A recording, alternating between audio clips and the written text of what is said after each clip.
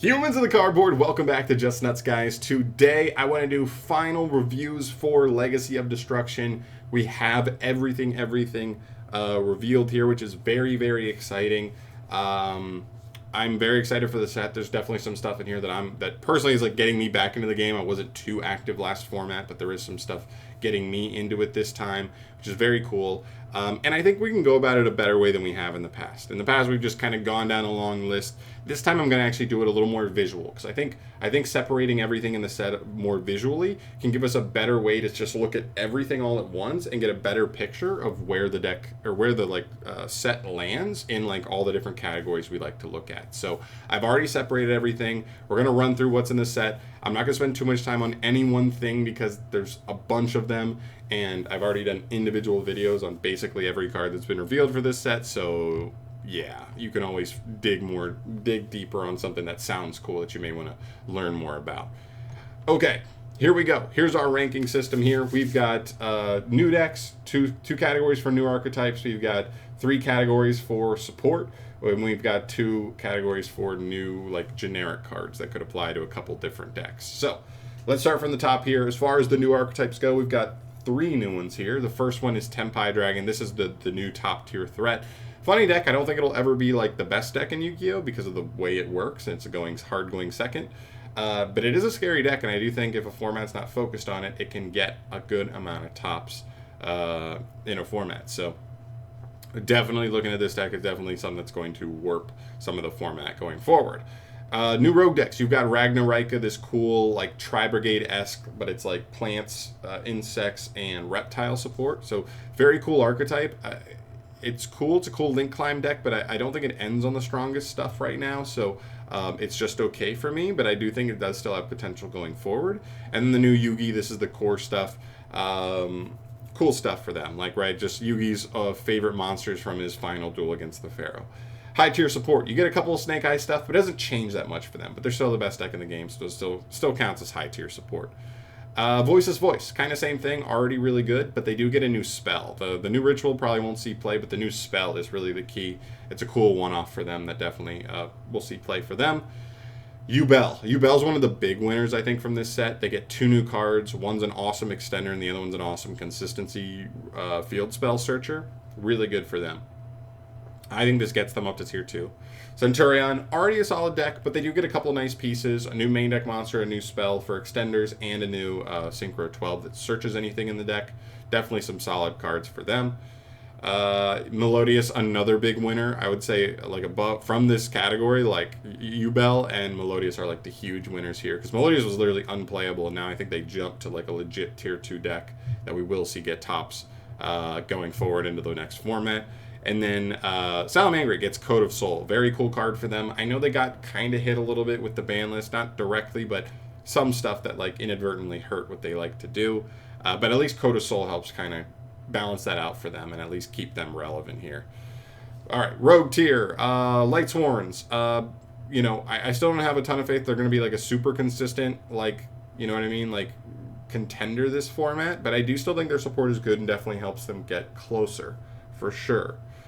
Gold Pride gets 2 new cards. They're not terrible cards, but I just don't know if they just don't feel like they were anything to do with what like Gold Pride was missing. So it's fine. They may play one copy of each of their new cards, but it's nothing crazy.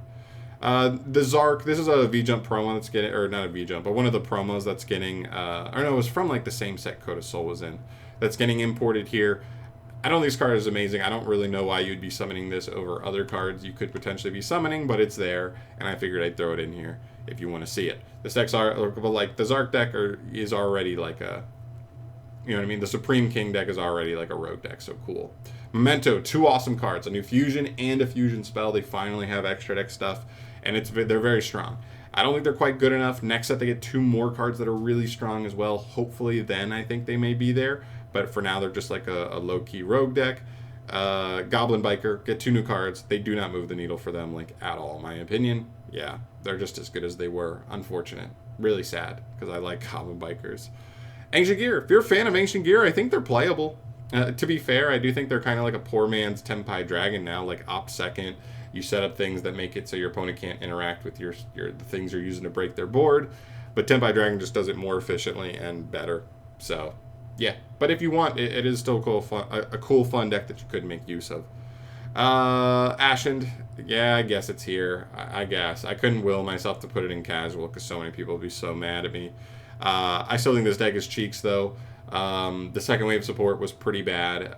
They didn't need like the most amazing wave, but they definitely gave us a below average wave with that second one. But we've come to expect that for TCG exclusive. So it is what it is. If you think it's fun, please roll it out and prove me wrong. But I don't think it's there. Kind of same thing with Valmonica. Like, the second wave is actually good. Like, a lot of the cards they got in this wave are actually really strong. The problem is, like, just the way the deck functions. It doesn't work for me. I don't think it's that good. I think it's clearly the worst archetype from that deck build pack. Clearly, because I have Memento here and Centurion here, and this one's back here. So, you know, again, kind of like Ashen, feel free to go out and prove me wrong, but for now, I'm going to sleep on this one, and I'm going to sleep soundly at night, for sure. Skull Servant. They get one new card, but this is a fan favorite archetype. I figured I'd throw it in here. Casual support, have fun, but nothing crazy. And then Meta Staples. Okay, so these are the more generic cards. They don't apply to like one deck here or there. Metal Tronus, new quick play spell that's pretty cool. It works better and better the more cards you play in common with your opponent, monsters specifically, extra deck or main deck, I believe, because I think it can it returns a monster your opponent controls, and then you can summon a copy of your own if you own one in your deck of the same monster that you bounce. So this card got a little worse just with Barone getting banned, right? Because Barone is just such a generic card that like so many different decks played, and you could just throw one Barone in your extra, so that way you can kind of bounce theirs and summon yours, 3K beater, go to town. It also can't be responded to. It is a cool card. This is a card where, like, I'm not saying every format's going to be amazing and every deck has to play it, but it's kind of a cool card in the same realm that, like, Crossout is. Crossout's a good card, but it doesn't see a ton of play, and it specifically sees more play really only in the main deck, it feels like, when we're in a super heavy, like, format where that's run by one deck. I.e. Snake Eye last format, you see a lot of Crossout. Snake Eye already in the first YCS this format, seeing some Crossouts. So, kind of a card in that vein. I don't know if it's necessarily better than Crossout, but it is a card that like works in that same manner. Varamos, or I think that's his name, Vamonos. Let's go.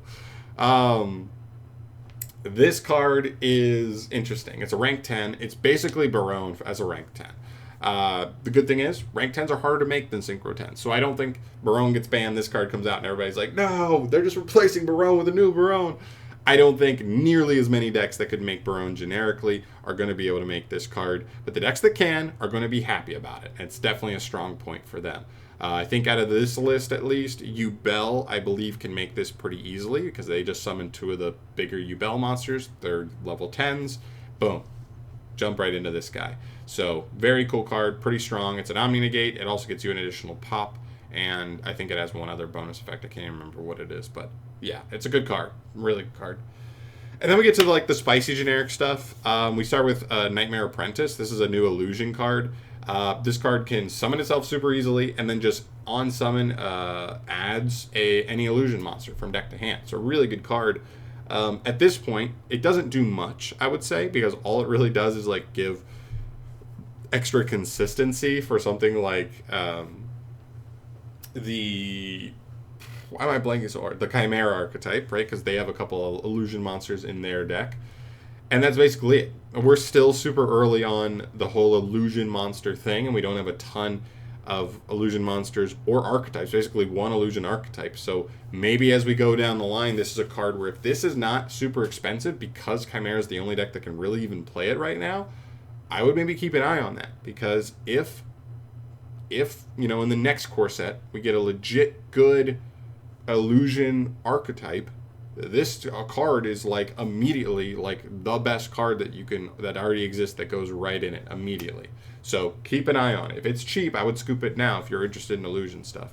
All right, new Reptile. All right, we're spending too much time on Unders of Cards. All right, new Reptile Link 2. This card basically is super generic to make, and if as long as you have a Reptile engraved to banish, it draws you a card. So every deck that like uses Reptiles just gets a free draw while they're doing everything else their deck does. So great. Diabels. Everybody was worried about this card because like a anti-spell on legs. I think it's pretty bad though because you have to play this and you have to play a copy of the Sinful Spoils trap card, and they don't do anything going second. So I think at most this is maybe a side deck option for Snake Eye decks or decks that play the Sinful Spoils package, and you know you're playing against a deck that like anti-spell is really annoying for them. But other than that, like I'm like, I don't know what you do with the like, you know what I mean? Like you don't want them in your main deck. I'm not that scared of them, but they're there. This new field spell is kind of like a prosperity, but only going second. Like, so let's you like excavate cards and get cards to hand based on how many cards your opponent controls. Interesting card for sure. It could come up for like going second strategies like Tenpai Dragon or something to find like board breakers or something. Blink Out, cool Linkate card. It's a quick play that can like just bounce any link monster on field, and then depending on who controlled it, you can summon one of the materials used for it back from grave to that controller's field. Interesting card for sure. I like that it's a quick play, so it has like going first and going second applications if we are in a heavy link format. But yeah, definitely a card to keep an eye on. This is one that I would just like scoop 3 of. It's probably like a common or a super rare, so it's probably not expensive. And I'd stash it in the binder for when a format comes around where like 4 out of the 5 best decks in the game are like all link based, because then a card like this like really thrives. New Pendulum card. She's cool. She's a V-Jump promo. It's getting imported here. She's pretty cool, actually. She actually is not a bad card. If you're a Pendulum fan, definitely look into her. New Illusion hand trap. It's not a great hand trap at all.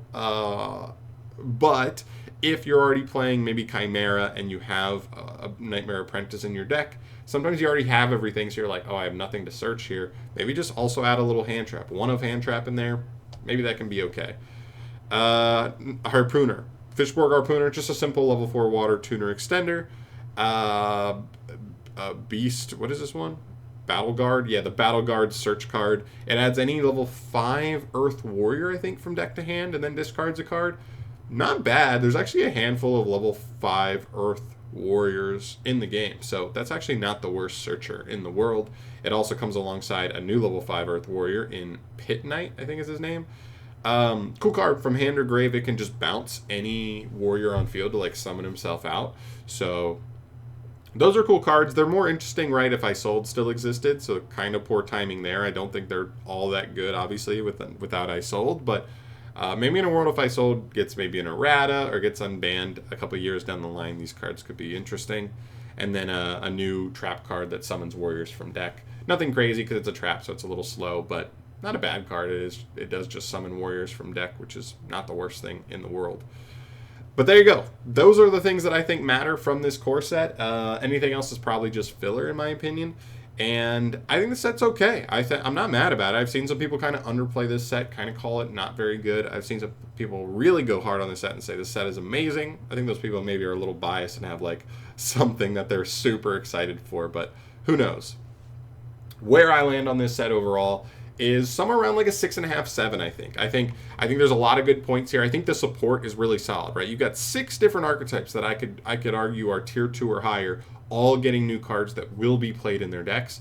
And you also get, 7, 8 archetypes that are probably roguish level, all getting cards that will probably be played in their archetypes. Not bad, right? I think the support's one of the stronger points here. I do think the new archetypes aren't bad either, right? Considering I think 1 is top tier and 2 are rogue, that's not a bad place to be. You could argue there could be another top tier deck here just because we've had archetypes with like tier and sprite in them before, stuff like that. So, you know what I mean? You could argue that they could be a little better here, but not bad for sure. I think really where you could definitely question the set is the high-end cards, because as much as Metaltronius is cool, again, like Crossout is super format dependent. And I'm not trying to bash it, but when Prosperity came out, Prosperity was immediately could be played on like over half the decks in the game, right? Or a new hand trap comes out that's like, wow, this card's really rivaling Ash and Imperm. I know it doesn't happen very often, but like I'm just trying to set the standard of what like a perfect 10 out of 10 for new meta staples would be. They don't quite hit that mark, and so it's a little underwhelming that there's only like 2 that I could even put in like high-end meta staples here.